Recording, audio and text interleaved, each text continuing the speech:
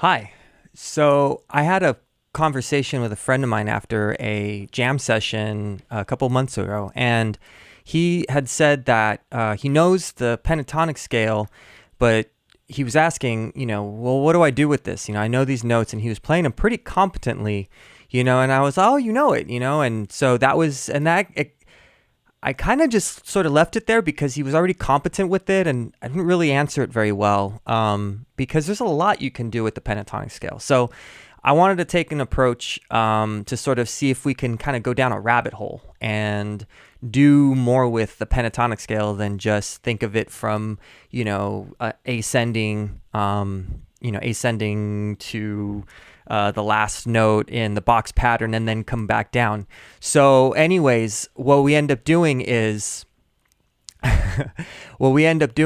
trying to figure out how, like, what other musical ideas can we think of, right? So let's kind of dive in, right? So first off, think about music in total, right? So music isn't just string you hit and pick and that's it. You want to think of music in terms of rhythm. So rhythm is successive notes, right? When you hit one after the other, when is it? And you have to think music is relative, right? So music is going to go from one to the next, but in what amount of time?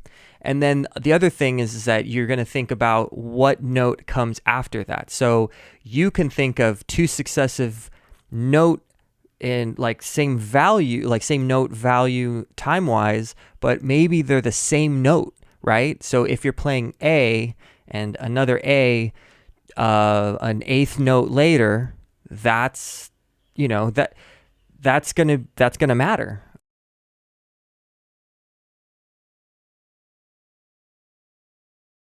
You could have interplay with rhythm, right?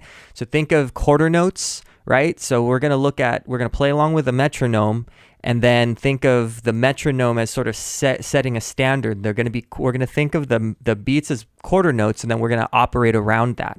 Okay.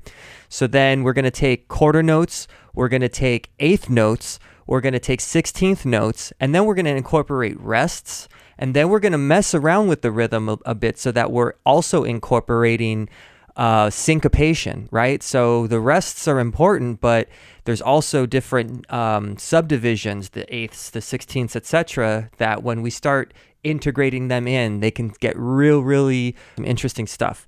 Music is also melodic, right? So melodic is which note comes after, or which note are you going to play that eighth note after, right? So is it A and then C? Is it A and then D? A and then G, right? And then how do you incorporate those together, right?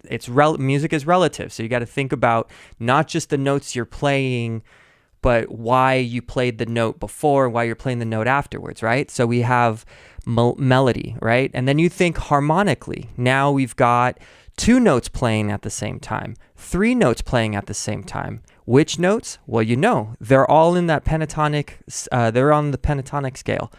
When you start to put these rhythm patterns together, as well as sort of stacking the notes, which is harmony, right? And then you're playing a melody.